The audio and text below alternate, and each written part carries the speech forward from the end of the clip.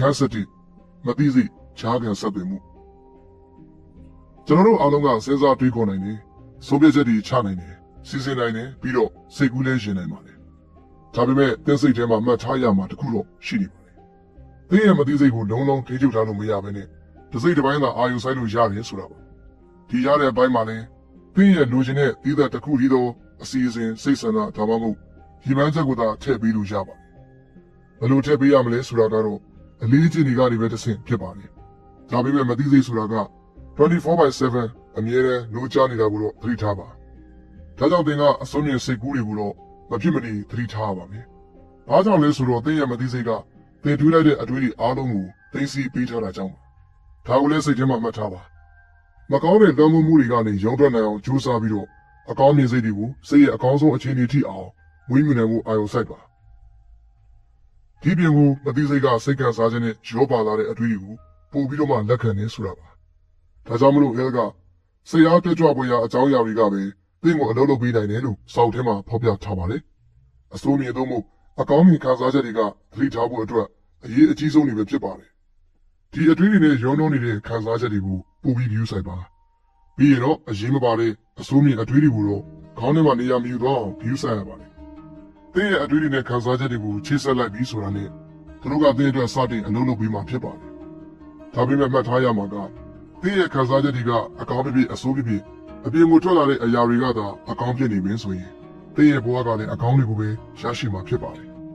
ဒါကြောင့်ဒီနေ့ကစပြီးတော့သင်ရဲ့စိတ်ခံစားချက်တွေကအကောင်းတွေလို့ပဲမှတ်ထားရမှာဖြစ်ပါတယ်ဒါကတော့ဒီဆောင်ကပေးတဲ့ဒုတိယအရေးကြီးဆုံးအကျဉ်းလို့တော့မှဆိုလို့ရပါတယ်သင်ရဲ့မသိစိတ်ကိုတိုးတက်လာအောင်မြင့်တင်လိုက်မယ်ဆိုရင်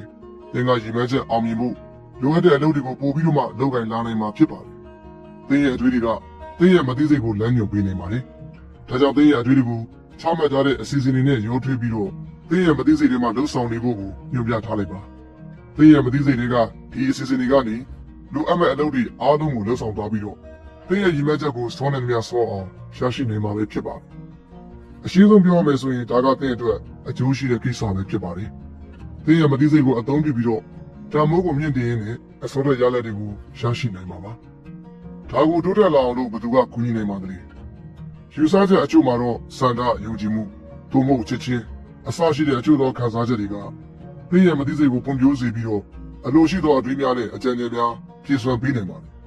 ဒီလိုနည်းအားဖြင့်သင်ရဲ့မသိစိတ်ကသင်အတွက်သူကိုယ်တိုင်တော့မသိလိုက်ပဲအမြဲအလုပ်လုပ်ပေးနေမှာပဲဖြစ်ပါတယ်ဒီအခါမှာတော့ Napoleon Hill ကမမြင်ရတဲ့အတိုင်းအငံများလို့ခေါ်တဲ့ဒီစနစ်တစ်ခုကိုဖော်ပြခဲ့ပါတယ်ဒါကစိတ်ကူးယဉ်မှုလုပ်ငန်းစဉ်ပါဝင်တဲ့မြင်အောင်ကြည့်ရတဲ့နည်းလမ်းတစ်ခုဖြစ်ပါတယ်သင်ကအထင်ကြီးလေးစားတဲ့လူတွေနဲ့ဆွေးနွေးပွဲတစ်ခုကိုပြုလုပ်နေပါတယ် Rock အဆိုတော် Steve Jobs သမ္မတကြီးလင်ကွန်းဘယ်သူပဲဖြစ်ဖြစ်သို့မဟုတ်သင်ဘဝအတွက်အကူအညီအထောက်ပံ့ဖြစ်စေနိုင်မယ်လို့သင်ထင်တဲ့ဘယ်သူမှမဆိုစိတ်ကူးထဲမှာမြင်အောင်ကြည့်လို့ရပါတယ်သင်ကဒီနည်းစနစ်ထဲမှာဒီလူတွေနဲ့ထည့်သွင်းမြင်အောင်လို့ရပါတယ်ဒီနည်းစနစ်ကိုအသုံးပြုခြင်းအပြင်ဒီလိုကြီးမြတ်တဲ့လူတွေက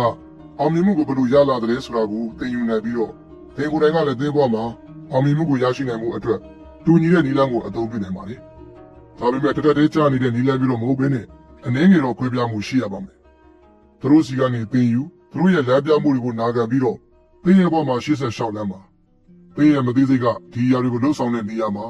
တိတိကျကျဖြစ်အောင်ယုံကြည်မှုရှိနေအောင်လို့သင်ကိုကူညီပေးပါလိမ့်မယ်